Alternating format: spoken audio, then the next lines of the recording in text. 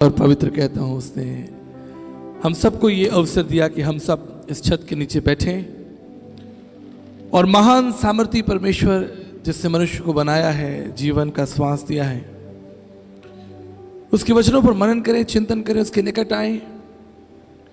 यही तो हमारा लक्ष्य है, यही तो कारण है। क्योंकि मैं मूलतः आगरा शहर से रहने वाला हूँ और आगरा एक बात के लिए फेमस है, वहां पर लोग दूर दूर से ताजमहल देखने के लिए आते हैं।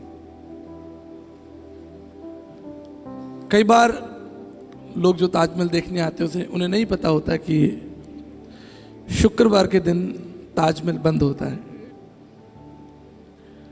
वो दूर से ताजमहल को देखने के लिए आते हैं, लंबी यात्रा करके आते हैं, और जब उन्हें पता चलता है कि आज ताजमहल बंद है तो निराश हो जाते हैं। ये बिल्कुल ऐसा ही कि आज आप इतनी दूर से यात्रा करके आए हैं, मैं आपके बीच में आया हूं, एक लक्ष्य, भक्ति का एक लक्ष्य है। हम सब जो यहां पर परमेश्वर की आराधना कर रहे हैं, गीत गा रहे हैं, उसकी महिमा कर रहे हैं, उसके नाम को धन्य और पवित्र कह रहे हैं, इसका एक लक्ष्य है कि हम उसका दर्शन करें। क्योंकि जब तक मनुष्य परमेश्वर का दर्शन ना कर ले तो अधूरा है। और इसलिए भारतीय ऋषियों ने ये प्रार्थना की। हजारों साल की तपस्या के बाद, हजारों साल की भक्ति के बाद प्रार्थना की, नैति नैति के ना पी जानम। अभी भी उस परमेश्वर का दर्शन नहीं हुआ। आज अब आप इतनी दूर से आए या जहां कहीं से भी आए, हमारी भक्ति का एक लक्ष्य है कि हम उसका दर्शन करें, उसके निकट आए, उसे जाने। ये हमें आनंदित करेगा, हमें संपूर्ण करेगा। जब तक मनुष्य परमेश्वर को ना जान ले, उसके जीवन का कोई अर्थ नहीं है, कोई मूल्य नहीं है।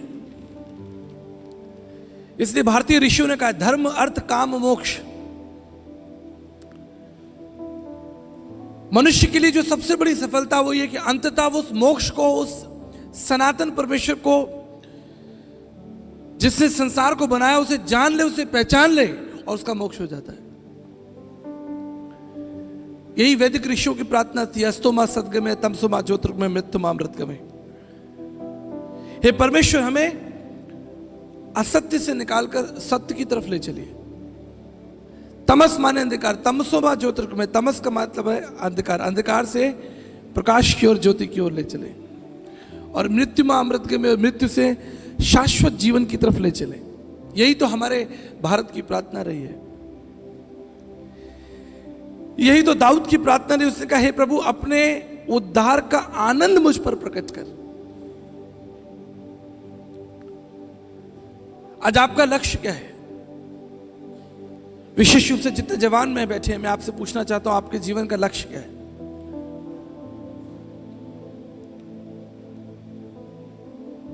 ये मेरे लिए बड़े सौभाग्य, बड़े आदर की बात है कि मैं परमेश्वर के वचन के साथ साथ अपने जीवन का अनुभव भी आपके संग साझा करूं। 13 वर्ष की आयु में पहली बार मेरे मन में एक जिज्ञासा हुई कि मैं उस सनातन, अद्वित, विराट, अगम्य परमेश्वर को जानूं जिसने संसार की रचना की है। 13 साल के बच्चे खेलते हैं। आज युग बदल गया। आज हम लोग, हमारे बच्चे जो हैं वो कंप्यूटर पर बैठे रहते हैं, मोबाइल पर बैठे रहते हैं। लेकिन आज से 30 साल पहले, 40 साल पहले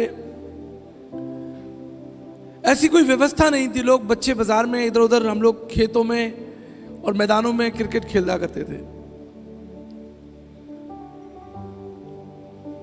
13 साल की उम्र में पहली बार मेरे जीवन में एक जिज्ञासा हुई कि जीवन का अर्थ क्या है, जीवन का मतलब क्या है, हम कहां से आए और एक दिन कहां चले जाएंगे। एक दिन जो कुछ दिख रहा है वो नहीं होगा, शायद हम भी नहीं होंगे। हमारे पड़ोस में एक बुजुर्ग रहा करते थे। वो कभी कभी शाम के समय में बच्चों को टॉफियां बांटा करते थे। एक दिन पता चला उनकी मृत्यु हो गई। मन में बड़ी व्याकुलता हुई कि अब हमें टॉफी कौन देगा। वो अंकल कहां चले गए, अब उनकी आवाज कभी नहीं सुनाई देगी। मन में हजारों सवाल कूदने लगे। मृत्यु क्या है, जीवन क्या है, मनुष्य कहां चला जाता है।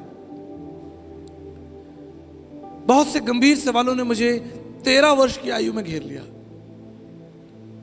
और जिज्ञासा हुई कि शास्त्रों का अवलोकन किया जाए, शास्त्रों का अध्ययन किया जाए, बिना किसी भेदभाव के, बिना किसी जाति धर्म को देखे। मैंने पवित्र शास्त्र बाइबल के साथ साथ अन्य धर्म ग्रंथों को भी पढ़ा। लगभग 544 ग्रंथों का अध्ययन किया। वेद, उपनिषद, पुराण, शास्त्र, काव्य, अष्टावक्र गीता, अवधूत गीता, नारायण गीता, ऋग्वेद, यजुर्वेद, सामवेद, भारत के 9 दर्शनों का अध्ययन किया, आस्तिक नास्तिक दर्शनों का अध्ययन किया। इस सफर बड़ा लंबा था और कोई विशेष सहायक भी नहीं था। कोई विशेष सहायक भी, उस समय इंटरनेट भी नहीं हुआ करते थे और इतने सारे प्रचारक भी नहीं हुआ करते थे। आज तो गली गली में हम लोगों को देखते हैं, लेकिन एक जिज्ञासा थी और सच्ची जिज्ञासा थी। मैं बड़ी ईमानदारी से इस बात का दावा करता हूं कि बड़ी सच्ची जिज्ञासा थी कि मैं परमात्मा को जानना चाहता हूं। इससे कोई फर्क नहीं पड़ता कि मेरा जन्म किस समाज में, किस जाति में हुआ है, मेरे माँ बाप क्या मानते हैं, मेरे पूर्वज क्या मानते आए हैं। बस एक जिज्ञासा थी कि उस परमेश्वर को जानना है।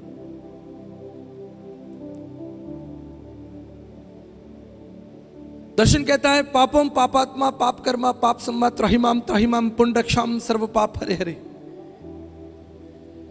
हे परमेश्वर, मेरे पापों को क्षमा कर दे, मेरे अधर्म को क्षमा कर दे। और बात भी सच्ची है, जो व्यक्ति अंधकार में बैठा है, मान लीजिए कोई व्यक्ति अंधकार में बैठा, उसे क्या पता कि संसार कितना व्यापक है, कितना बड़ा है। उसे तो आगे बढ़कर देखना पड़ेगा ना। अगर आप अपनी आंखें बंद कर लें, अगर आप अपनी आंखें बंद कर लें तो जो चीज सामने है वो भी नहीं दिखाई देगी आपको, पर वो चीज है। तो यही भारतीय दार्शनिकों की प्रार्थना थी कि हे प्रभु, हमारी आत्मिक आंखों को खोल दीजिए ताकि हमें उस परमेश्वर का दर्शन हो जाए। इसलिए इस कार्यक्रम को हम भक्ति दर्शन कहते हैं। भाई, भक्ति उसकी करें जिसका दर्शन हो। जो है ही नहीं वो कैसे प्रकट होगा। अब हमारे नाना जी भी बहुत अच्छे थे, हमारे दादाजी भी बहुत अच्छे थे, चले गए संसार से। तो जीवित कौन है? तो ना केवल भारत लेकिन विश्व के दार्शनिकों पर अरस्तु, प्लेटो से लेकर और तमाम जितने दार्शनिक हुए सब पढ़ डाले। विज्ञान में रुचि थी, इसलिए कंप्यूटर साइंस के साथ साथ स्पेस साइंस का भी बड़ी रुचि थी। Astronomy, astrophysics, cosmology. अब पता तो चले कि सूर्य चंद्रमा कितने बड़े हैं, उनकी नाप तोल क्या है। ये विश्व, ये जो जगत है, ये कितना व्यापक है। भाई, अगर आप किसी को जानना चाहते हैं तो दिल से जाने, उसके विषय में मनन चिंतन करें तो आप वहां पहुंच जाएंगे। अब हमारे आगरा में लोग अमेरिका से ताजमहल देखने आते हैं। एक तरफ की टिकट 75,000 रुपए आने की, 75,000 जाने की, और रहना खाना अलग। 3 लाख रुपए का खर्चा करके वो ताजमहल देखते।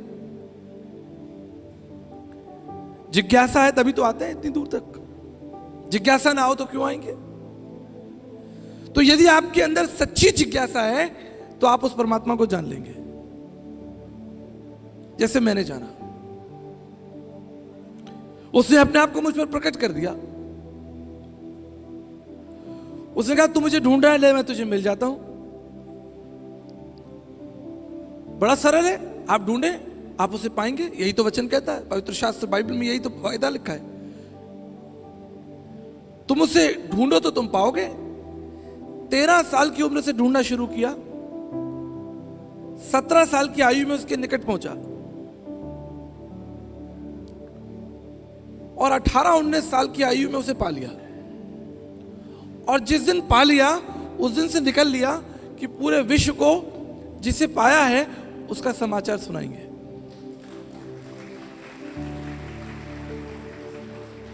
पूरी दुनिया घूम ली, Europe, America, Canada, Japan, Korea, पूरी दुनिया घूम ली, न्यूजीलैंड, इंग्लैंड, स्कॉटलैंड,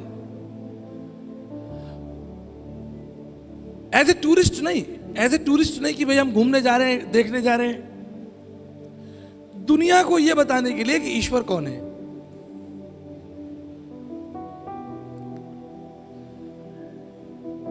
अब उदाहरण देता हूं आपको। देखिए, अगर मैं पहले ही आपको गहराई में ले जाऊं तो आप जा नहीं पाएंगे। यीशु मसीह ने कहा कि गहरे में जाल डाल, और मैं सीधा सीधा गहरा वचन खोल दूं तो आप डर जाएंगे। तो पहले रेत में तो चलिए, तभी तो समुद्र आएगा। आप सड़क से उतरकर पहले रेत पे तो चलिए, तब तो समुद्र तक पहुंचेंगे। तो जी, ताजमहल की जो ऊंचाई है वो 73 फीट है। अब ये बात मैंने आपको बता दी, आपको पता चल गई। मैं आपको ना बताता तो आपको पता नहीं चलता। क्यों? क्योंकि आपके मन में जिज्ञासा ही नहीं है कि ताजमहल की ऊंचाई कितनी है। ये जिज्ञासा भी डालनी पड़ती है। ताजमहल की जो चारों मीनार हैं, जो ताजमहल के चारों तरफ हैं, वो 2 डिग्री बाहर की तरफ है, सीधी नहीं है, वो 90 डिग्री पे नहीं है। इसलिए क्योंकि अगर कभी भूकंप आ गया तो वो मीनार ताजमहल पे गिर जाएगी, ताजमहल टूट जाएगा। तो जो बुद्धिमान इंजीनियर थे उन्होंने कहा कि अच्छा एक काम करते हैं, इसको 2 डिग्री बाहर कर देते हैं। अगर कभी भूकंप आए और ये मीनार गिरे तो बाहर की तरफ गिरे, अंदर ना गिरे। जिज्ञासु लोग थे, बुद्धिमान लोग थे। आज भी 400-500 साल से खड़ा ताजमहल दुनिया देखने आ रही। ये उदाहरण मैं आपको इसलिए दे रहा हूं कि यदि आप सत्य के प्रति जिज्ञासु नहीं होंगे, आप कभी उसे नहीं जान पाएंगे, आप कभी उसका दर्शन नहीं कर पाएंगे। ये हवा में बातें हो जाएंगी, बस खत्म हो जाएगा। लेकिन यदि आपके अंदर उस परम आत्मा को, सृष्टिकर्ता परमेश्वर को, जिसे स्वामी विवेकानंद जी ने कहा है कि वो अज्ञात और अगोचर है, आंखों से नहीं दिखता, अदृष्टा है। स्वामी विवेकानंद साहित्य सर्वस्वम वॉल्यूम 3, वॉल्यूम 5, वॉल्यूम 7, वॉल्यूम 9 में पढ़ लीजिएगा जाकर। अज्ञात अगोचर परमेश्वर जिसे आप आंखों से नहीं देख सकते, उसे देखने का केवल एकमात्र तरीका है, वो है प्रभु यीशु मसीह। कोई तरीका हो ही नहीं सकता। उसका भी मैं आपको कारण बाद में, अभी तो 3 दिन है बिशप साहब, 3 दिन है, सारे कारण आपको बताएंगे। ऐसे नहीं मैंने यीशु मसीह को जान लिया, मान लिया, पहचान लिया, बहुत रिसर्च की। एक वचन मैं आपके सामने रखना चाहता हूं जो बहुत महत्वपूर्ण है। आइज़ाया चैप्टर 53 वर्स 3 में लिखा है, उसे तुच्छ जाना गया और मनुष्यों का त्यागा हुआ, और वो दुखी पुरुष था, रोग से उसकी जान पहचान थी, और लोग उससे मुंह फेर लेते थे, और वो तुच्छ जाना गया और हमने उसका मूल्य ना जाना। ये यशाया भविष्यवाणी कर रहा है प्रभु यीशु मसीह के बारे में कि हम उसके मूल्य को जान ही नहीं पाए। क्यों? क्योंकि वो रथ पर नहीं आया, वो किसी राजा के समान, किसी बड़े अधिकारी के समान इस संसार में नहीं आया। वो तो दास बन गया, सेवक बन गया। इसलिए शिकागो धर्म संसद के अंदर जब स्वामी विवेकानंद जी को मौका मिला कि वो भारत का प्रतिनिधित्व करें और भारत के अध्यात्म के बारे में चर्चा करें कि भारत के लोग ईश्वर के बारे में क्या सोचते हैं, तो स्वामी विवेकानंद जी ने 3 दिन प्रभु यीशु मसीह के बारे में प्रचार किया। फिलिपियों उसका चौथा अध्याय उसके 6 पद में जहां लिखा है कि वो हमारे लिए शून्य हो गया। हम उसे इसलिए नहीं जान पाए क्योंकि उसने अपने आप को शून्य कर लिया, अपने आप को नम्र कर लिया, अपने आप को दीन कर लिया, अपने आप को मनुष्य की समानता में प्रकट कर लिया। अगर वो राजा बन के आता, उसके हाथ में तलवारें होती, भाला होता, तो दुनिया जल्दी पहचानती। लेकिन उसने अपने आप को सेवक बना लिया, अपने आप को दास बना लिया। और बहुत से लोग उसे नहीं पहचान पाए, लेकिन वचन कहता है जितनों ने उसे पहचाना परमेश्वर ने उन्हें संतान होने का अधिकार दे दिया। हालेलुया। ये रहस्य है। मैं आपसे एक सवाल पूछता हूं, अगर आपके पास एक पेन है, पेन यहां पर लगा हुआ, बहुत सारे लोगों के पेन है, और वो खो जाए तो आप क्या करेंगे? आप कहेंगे जी 10 रुपए का पेन है, 20 रुपए का पेन है, 50 रुपए का पेन है, खो गया, ठीक है, थोड़ा इधर उधर ढूंढेंगे, ढूंढते रहेंगे, नहीं मिलेगा तो क्या करेंगे? बाजार जाके दूसरा ले आएंगे। लेकिन अगर आपसे कहा जाए कि वो पेन सोने का है, गोल्ड का है, तो आप भी ढूंढेंगे, आपकी पत्नी भी ढूंढेगी, बच्चे भी ढूंढेंगे मिलके। क्यों? क्योंकि सोने का है, आपको उसकी कीमत पता है। प्लास्टिक का होता 10 रुपए का तो आप कहते कोई फर्क नहीं पड़ता, दूसरा खरीद लेंगे। लेकिन चूंकि वो सोने का है, आप भी ढूंढेंगे, परिवार मिलकर ढूंढेगा, क्योंकि आपको उसका मूल्य पता है। आज मनुष्य के सामने सबसे बड़ी जो चुनौती है वो यही है कि उनको पता ही नहीं कि परमात्मा इस संसार में मनुष्य बनकर आया, वो उसका मूल्य नहीं समझ पाए। इसलिए नील आर्मस्ट्रॉन्ग जो पहला व्यक्ति चांद पर गया, जब वो चांद से लौट कर आया, तो जैसे आप सब लोग सभा में आए, ऐसी एक बड़ी सभा थी। नील आर्मस्ट्रॉन्ग आए साहब, लोगों ने कहा जी आप संसार के पहले व्यक्ति हैं जो चांद पर चले, आपका चांद पर चलने का अनुभव कैसा रहा? तो नील आर्मस्ट्रॉन्ग ने कहा कि इसमें कोई बड़ी बात नहीं कि मनुष्य चांद पर गया, इसमें क्या बड़ी बात है? मनुष्य चांद पर गया ये कोई बड़ी बात नहीं, बड़ी बात यह है कि जिसने चांद को बनाया था वो पृथ्वी पर चला था। पहले यीशु मसीह की बात होगी। उसने कहा कि पहले हम यीशु मसीह के बारे में बात करेंगे। भाई हम तो चांद पर चल के आए हैं, उसने तो चांद को बनाया है। तो प्रभु यीशु मसीह कोई साधारण व्यक्तित्व नहीं थे। आप ये मत सोचे कि वो बस एक चरनी में पैदा हुए और एक गांव में रहे। उस समय ना कोई व्यवस्थाएं थी, ना सड़क थी, ना गाड़ियां थी, और बस बात खत्म हो गई। बात खत्म नहीं हुई जी, बात बढ़ गई। उस बैतलहम के छोटे से गांव से जो संदेश गया वो पूरे विश्व में पहुंच गया, पूरे विश्व में पहुंच गया।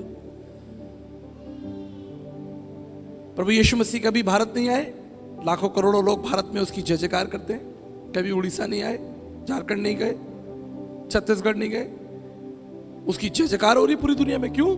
क्योंकि उसका जो व्यक्तित्व है वो बहुत निराला है।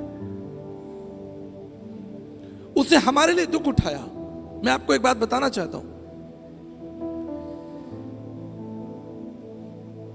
यह बात अलग है कि प्रभु यीशु मसीह ने अपनी सेवा के दौरान में बड़े बड़े चमत्कार किए, और ऐसे चमत्कार किए जिसे कोई मनुष्य कर ही नहीं सकता। उसने अंधों को आंखें दे दी, उसने मृतकों को जीवन दे दिया,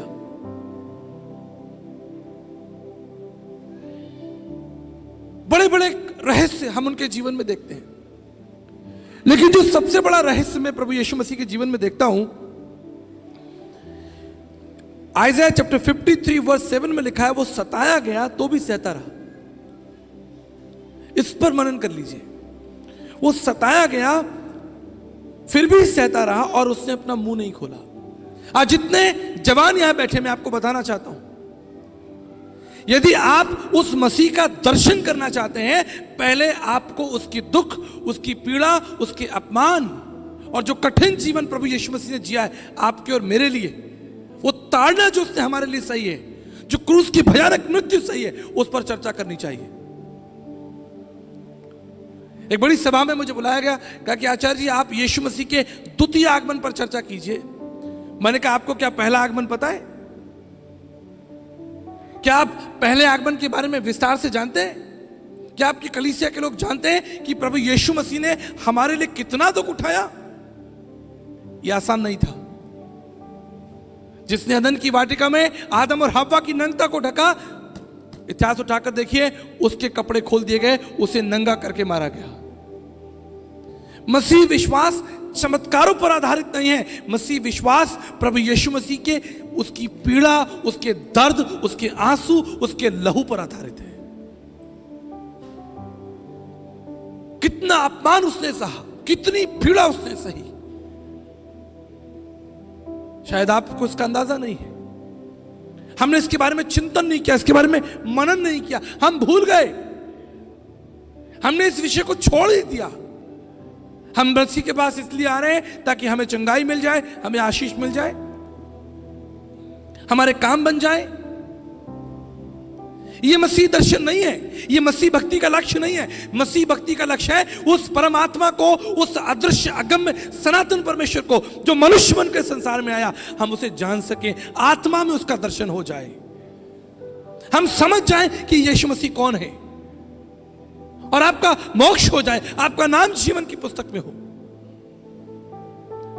आप उस सृष्टिकर्ता परमेश्वर को जो मेरे और आपके इस संसार में मनुष्य बनकर आया, हम उसे जान पाए, उसका चिंतन करें। अगर आप यीशु मसीह की सेवा को देखें, 3.5 साल की सेवा में उसका स्वागत बहुत कम था, बहुत कम स्वागत था। क्या स्वागत था?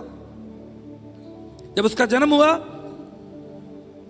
तो आसमान में स्वर्गदूत आए, उन्होंने थोड़ा बड़ा गाना वाना गाया, चले गए।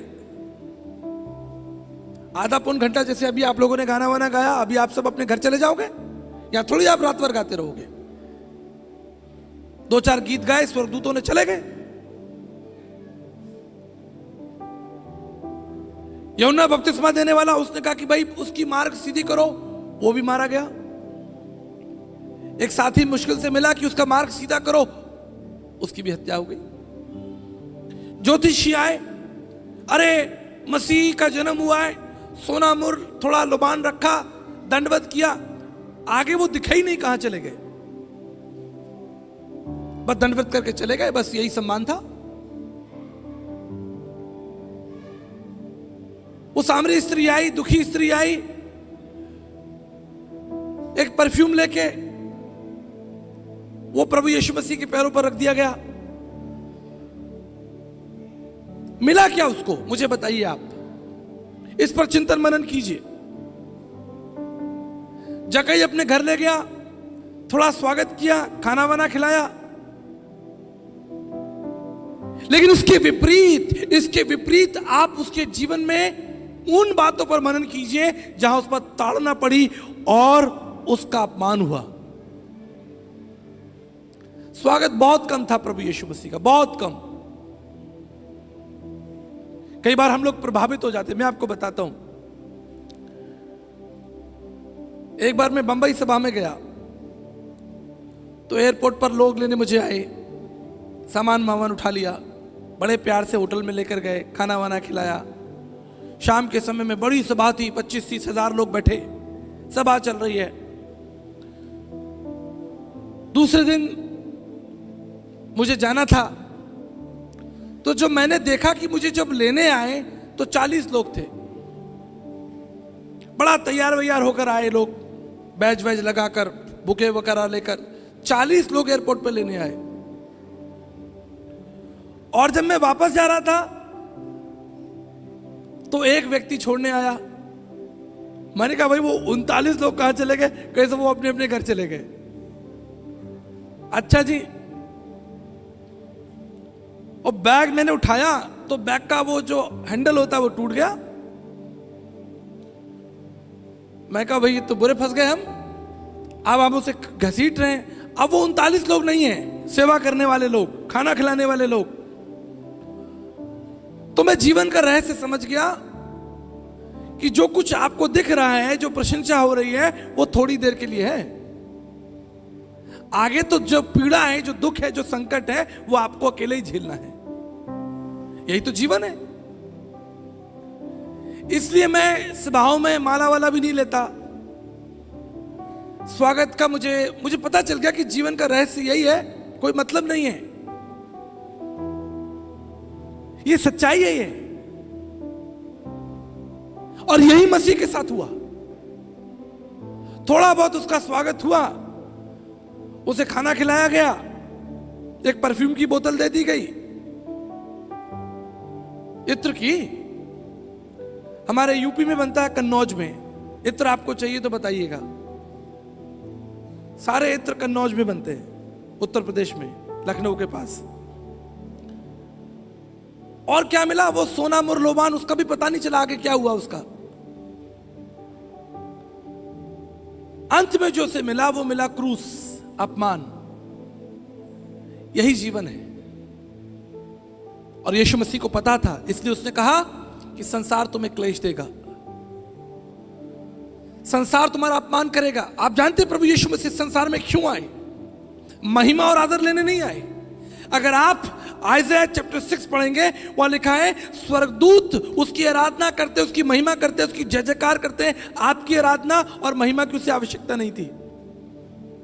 लाखों करोड़ों सराफीम स्वर्गदूत उसकी जय जयकार कर रहे हैं, स्वर्ग में उसकी वंदना हो रही है। लेकिन वो संसार में उतर आया। वो जानता था कि आपको उसकी आवश्यकता है। लोगों ने आपको छोड़ दिया है, संसार ने आपको त्याग दिया है, समाज ने आपको छोड़ दिया, आप अकेले हैं। That's the mystery. The God become man and dwell among us. परमेश्वर हमारे बीच मनुष्य बनकर रहा। जानते किसके लिए? आपके लिए। क्योंकि वो जानता है कि आपको उसकी आवश्यकता है। वो आपके लिए संसार में आया।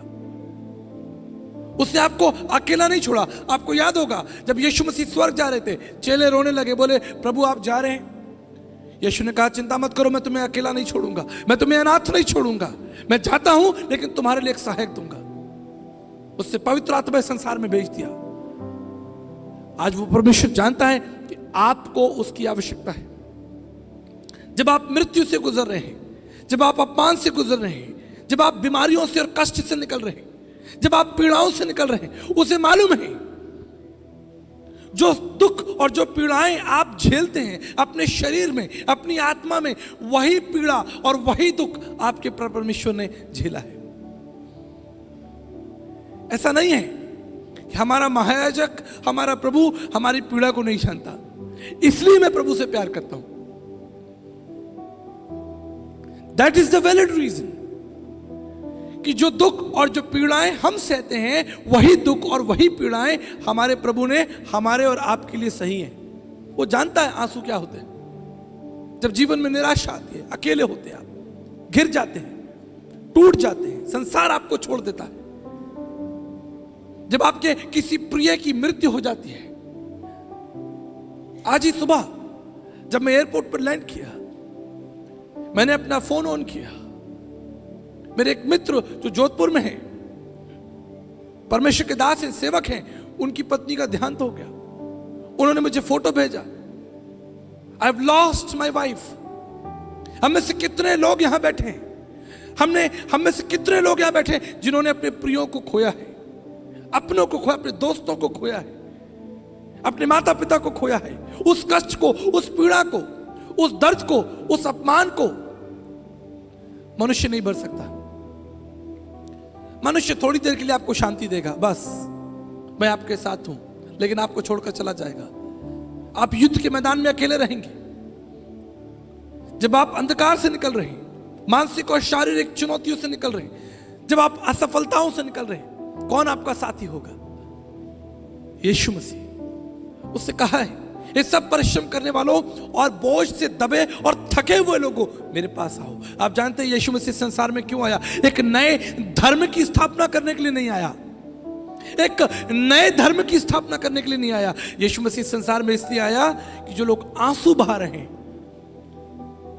वो उनके साथ खड़ा हो सके, जो थक चुके हैं, वो उनकी सामर्थ, उनकी ताकत बन सके, अपनी करुणा दिखा सके, अपने प्रेम को प्रकट कर सके।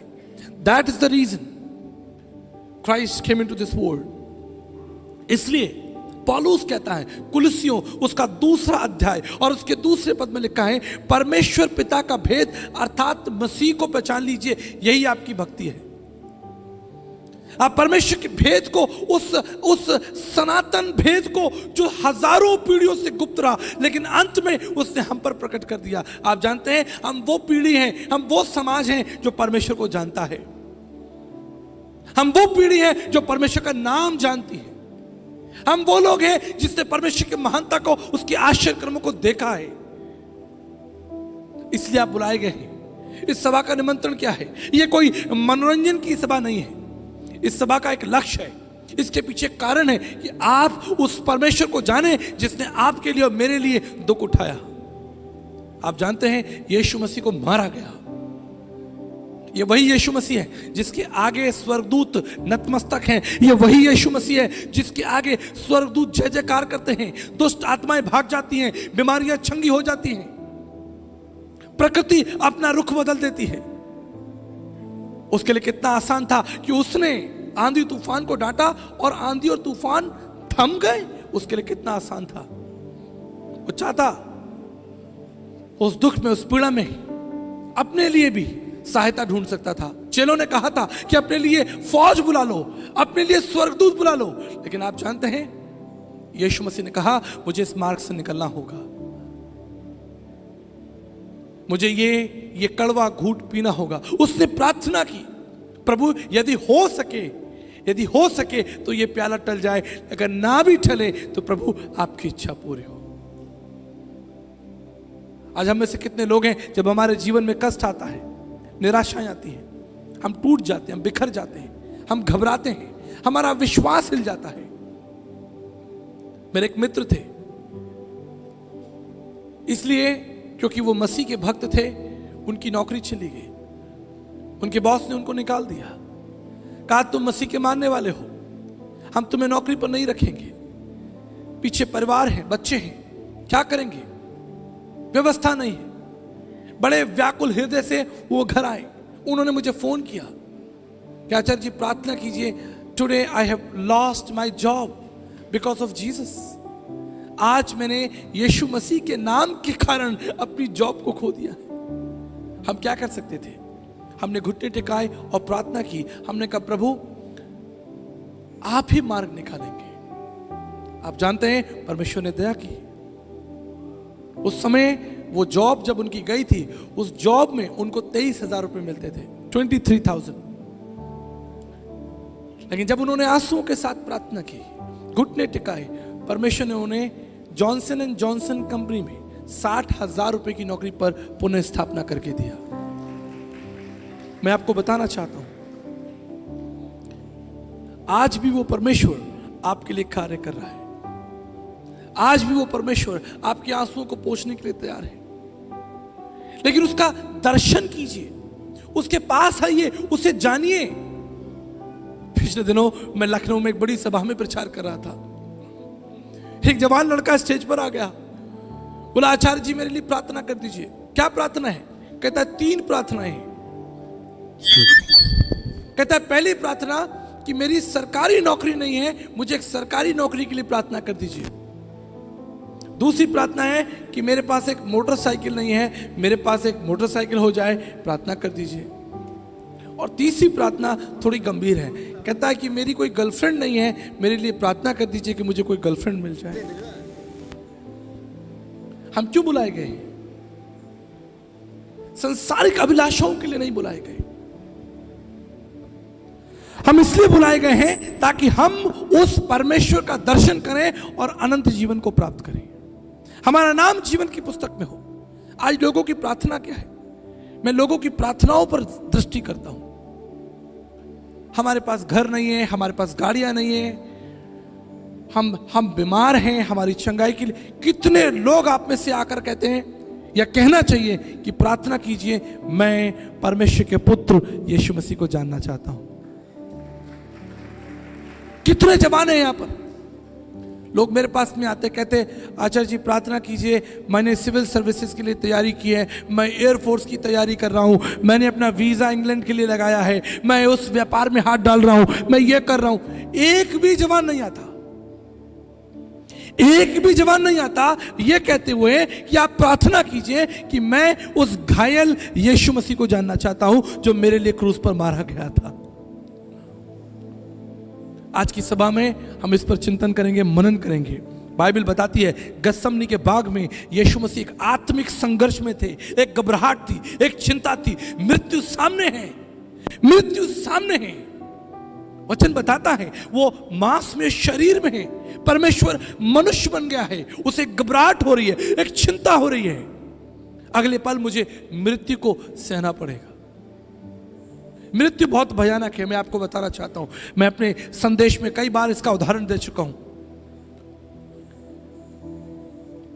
मैं दिल्ली से सिंगापुर की यात्रा कर रहा था, मेरा जहाज हेवी टर्बुलेंस में फंस गया। लगता था कि आज ये जहाज गिरेगा, हम सब मर जाएंगे। लंबी कहानी है, संक्षेप में बताना चाहता हूं। मृत्यु को बड़ी निकटता से देखा, सारे लोग रो रहे हैं। जहाज के अंदर जितने लोग बैठे, सिंगापुर एयरलाइंस, सभी लोग कांप रहे हैं, डर रहे हैं। मृत्यु सामने है। मृत्यु को मैंने बड़ी नजदीकी से देखा है। बाइबल कहती है जब मृत्यु यीशु मसीह के सामने थी, उसने एक संघर्ष को महसूस किया और प्रार्थना की और कहा कि प्रभु हो सके तो ये प्याला टल जाए। उसे धोखा दिया गया, गिरफ्तारी हो गई। आज मैं आपसे पूछना चाहता हूं, आज एक सवाल मैं आपके सामने रखना चाहता हूं। यीशु मसीह ने कहा जो कुछ संसार ने मेरे साथ किया है वो तुम्हारे साथ भी होगा। आज लोग आपके विरोध में हैं, समाज आपके विरोध में है, झूठे मुकदमे आपके ऊपर लगाए जा रहे हैं। बाइबल कहती है कि यीशु मसीह को कोड़ों की मार, आज कोड़ों की मार नहीं है। आज कोई कोड़ा लेके आपके पीछे नहीं आएगा, लेकिन बातों से ही आपको मार देगा। इतनी बातें करेगा, इतनी बुराइयां करेगा आपकी, इतने दोष लगाएगा कि आप दोष पा कर ही मर जाएंगे।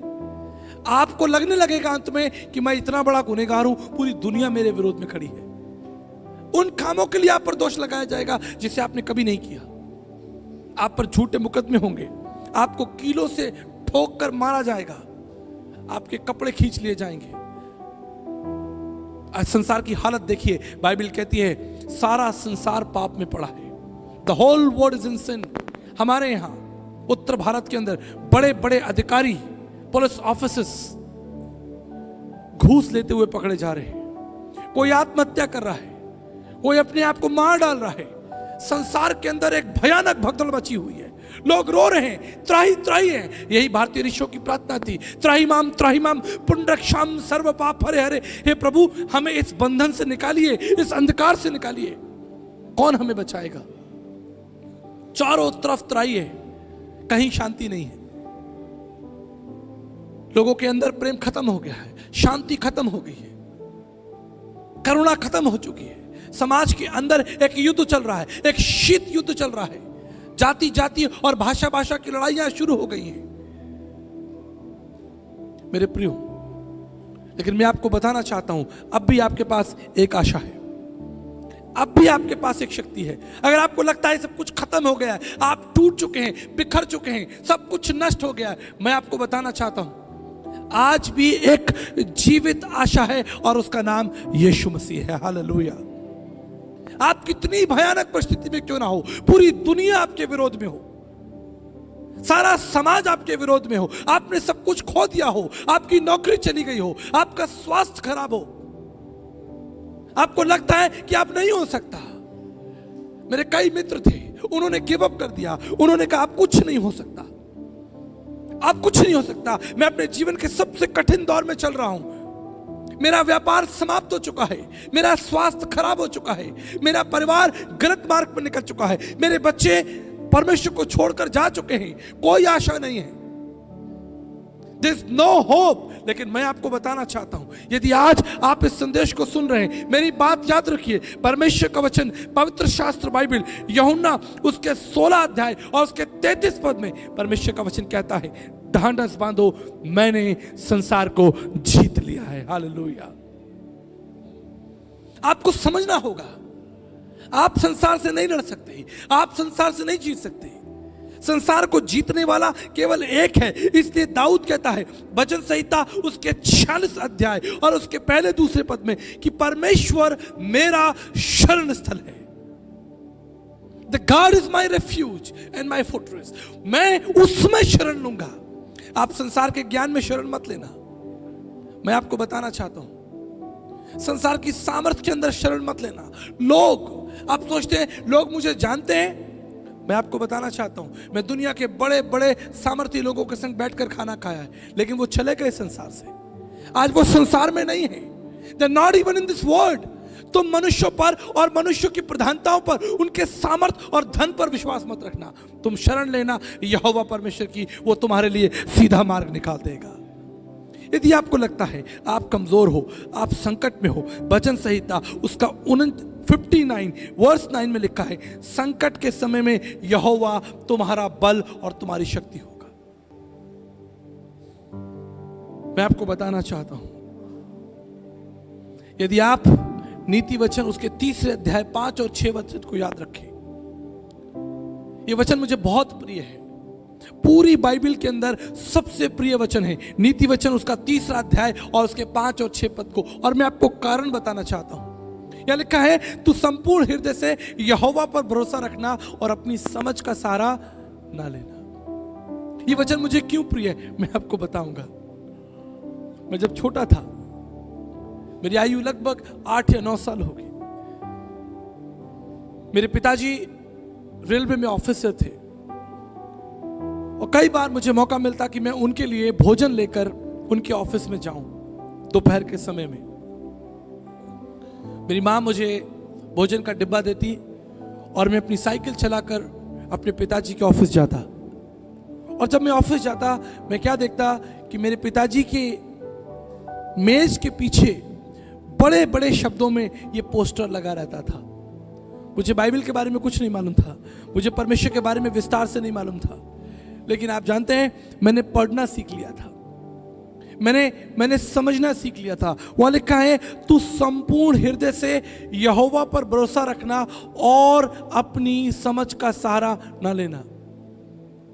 एक समय आया कि मेरे लिए वो वचन गीत बन गया। मैं उसे गुनगुनाता रहता, साइकिल पर चलकर अपने घर वापस जा रहा हूं और मेरे मन में वो वचन चल रहा है, तू संपूर्ण हृदय से यहोवा। मुझे मतलब नहीं मालूम, भरोसा कैसे रखना नहीं मालूम, भरोसा क्या होता नहीं मालूम, परमेश्वर कौन है नहीं मालूम, बस इतना है सीख लिया है। लेकिन जीवन में एक समय आया जब मैं इसके अर्थ को समझने लगा, इसका अर्थ मुझसे बात करने लगा। और आज जब मैं आपके सामने खड़ा हूं, मेरे जीवन में जब भी कठिन परिस्थिति आती है, जब भी निराशा आती है, जब भी चुनौती आती है, मैं हाथ उठाकर और घुटने टिकाकर यहोवा से कहता हूं, प्रभु मैं तुझ पर भरोसा रखता हूं। और आप जानते क्या होता है, वो मेरे लिए बड़े बड़े मार्ग निकाल देता है, बड़े बड़े मार्ग निकाल देता है, बड़े बड़े छुटकारे हो जाते हैं। यदि आप उसके नाम पर भरोसा रखें, जिसने आपके लिए मृत्यु को चखा है, आपके लिए अपमान को चखा है, आपके लिए दर्द और पीड़ा को चखा है। यह आसान नहीं था। जिंदा इंसान को कीलों से टांगकर क्रूस पर जड़कर मार दिया जाए, उसे जिसे 39 कोड़े पड़े हो और पिछली रात उसे बहुत मारा गया हो, शायद उसके सर से रक्त बहता होगा। कुछ दार्शनिक कहते हैं कि जब यीशु मसीह क्रूस पर था, when he was on the cross, उसके हाथ कीलों से जड़े हुए थे और उसके सर से खून टपक रहा था और वो खून बहते बहते उसकी आंखों में इकट्ठा हो जाता था। एक गाढ़ा खून उसकी आंखों में इकट्ठा है, सर से बह रहा है और वो पोंछ भी नहीं सकता, अपने रक्त को पोंछ नहीं सकता। उसी गंभीर हालत में वो अपनी मां को देखता है और अपने शिष्य से कहता है, ये तेरी मां है। तब भी उसने अपने प्रिय लोगों को नहीं छोड़ा, जिनसे वो प्रेम करता था उसे नहीं छोड़ा। तब भी जब वो घायल है, मेरे प्रियो आपको याद दिलाना चाहता हूं, विश्वास कीजिए, जब वो घायल था उसने अपने प्रियो को नहीं छोड़ा। आज जब वो सिंहासन पर बैठा है, वो आपको कैसे छोड़ देगा? आज सामर्थ के संग सिंहासन पर बैठा है आपके लिए उपाय करने को लो। उस समय जब वो घायल था, उसने अपनी मां के लिए उपाय निकाला, अपने शिष्यों के लिए उपाय निकाला, और आज जब वो सिंहासन पर बैठा है वो आपके लिए उपाय निकालने को तैयार है। लेकिन आप उसे जानिए, उसके निकट आइए। ये केवल चमत्कार तक, आशीषों तक और ये केवल भविष्यवाणियों तक सीमित नहीं रहना चाहिए। ये केवल चिन्ह चमत्कारों तक सीमित नहीं रहना चाहिए। ये आगे जाना चाहिए, और बेहतर आप उस यीशु मसीह को जान पाए। मेरे प्रियो, मैं कुछ बातें बताकर आज समापन करूंगा, क्योंकि कल और परसों हमारे पास अधिक समय है, और मैं विश्वास करता हूं शायद दिन के समय में भी अगर परमेश्वर चाहेंगे तो हम बैठेंगे और बातचीत करेंगे। पर आज मैं समय का आदर करते हुए तेजी से चलना चाहता हूं।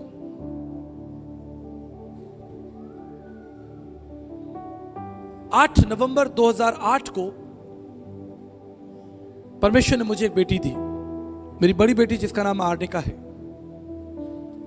मेडिकल कॉम्प्लिकेशन की वजह से डॉक्टर्स उसे आईसीयू में ले गए। मैं आईसीयू के बाहर खड़ा था, उसे देखना चाहता था, उसे छूना चाहता था।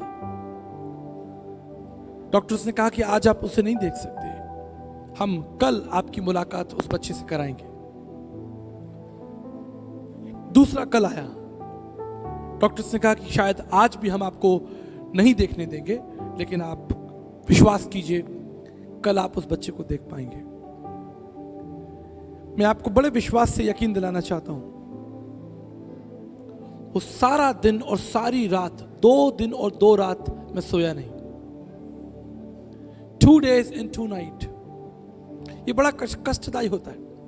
यदि आप 2 दिन और 2 रात ना सोएं, तीसरे दिन आपको चक्कर आने लगेंगे, आप अस्वस्थ हो जाएंगे, आप बीमार हो जाएंगे। तीसरे दिन परमेश्वर का अनुग्रह हुआ और मैं आईसीयू में गया और अपनी बेटी को देखा। मैं आपको सच बताना चाहता हूं, मेरी पूरी दुनिया बदल गई। जब उस छोटी नन्ही बच्ची ने आंखें खोली और मुझे देखा, अभी हमने उसका नाम नहीं रखा था, अभी तो मैंने उसे गोद में भी नहीं उठाया, अभी तो मैंने उसे प्यार भी नहीं किया, सिर्फ देखा और मेरी पूरी दुनिया बदल गई। ये मेरी बेटी है। She is bone of my bone, blood of my blood, flash of my flash.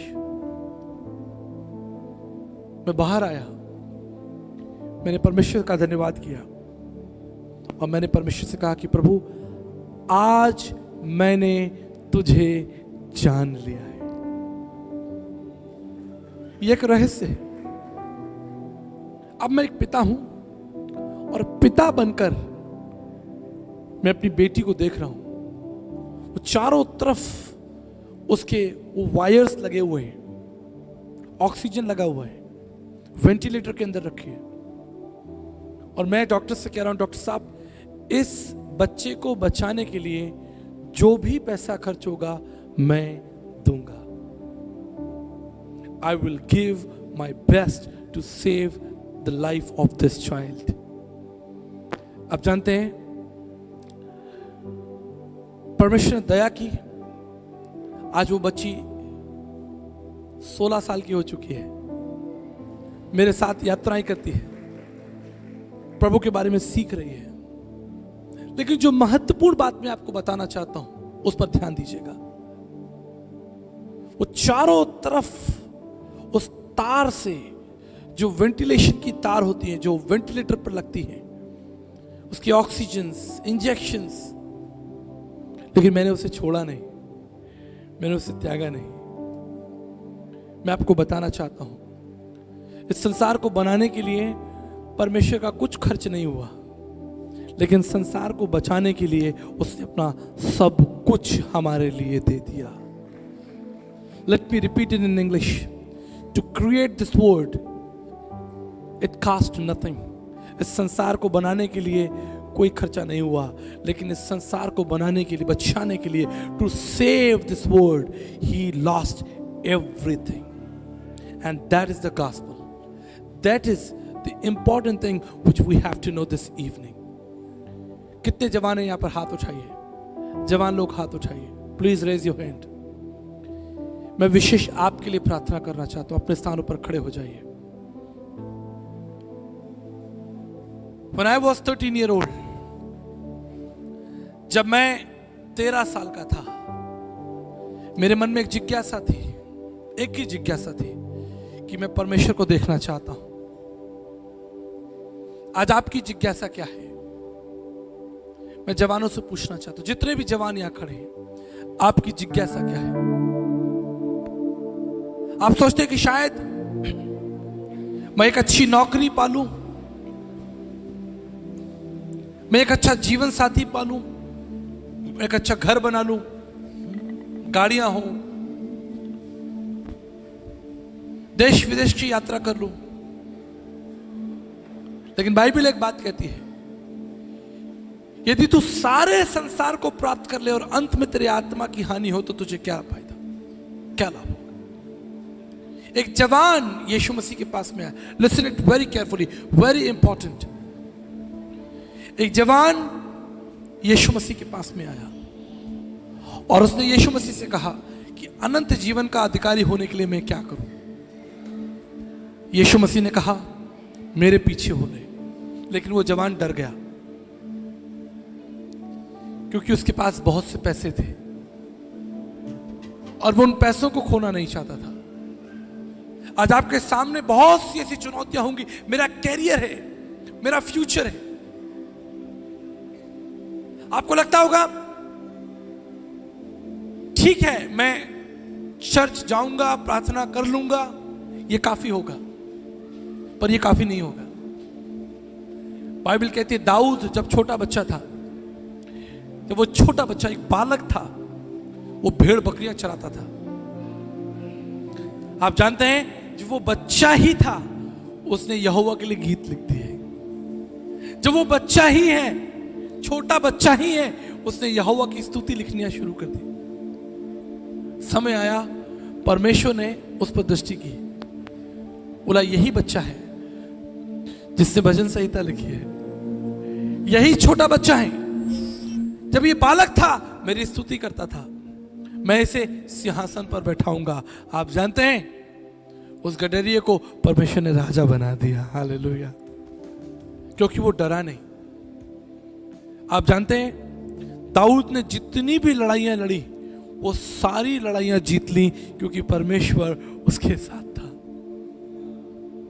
आज हमारे देश में बहुत से जवान हैं, बहुत से भाई बहन हैं जो मसीह के आसपास हैं लेकिन मसीह के साथ नहीं है। सभाओं में आते हैं लेकिन उनका संबंध मसीह के साथ मजबूत नहीं है। उन्हें पता नहीं कि परमेश्वर ने गिदोन को कैसे इस्तेमाल किया। उन्हें नहीं मालूम कि परमेश्वर ने एजरा नबी से क्या कहा। उन्हें नहीं मालूम कि परमेश्वर ने दानियल से क्या कहा और कैसे उन्हें सामर्थ्य के संग इस्तेमाल किया। आज जवान पीढ़ी को मैं यही संदेश देना चाहता हूं, उस घायल यीशु मसीह को जानो जो आपके लिए मारा गया। उस घायल यीशु मसीह को जानो जो इसने आपके और मेरे लिए दुख उठाया। मेरी एक बात याद रखिएगा, जो कौम अपना इतिहास जानती है वो अपना भविष्य तय कर लेती है। यदि आपको इतिहास नहीं मालूम, if you don't know the history, what Jesus has gone, he suffered his pain, आप अपना भविष्य कभी तय नहीं कर पाएंगे। आज प्रार्थना करते हैं कि आप उस यीशु मसीह के दर्द को, उसके अपमान को और उसकी पीड़ा को जान सकें।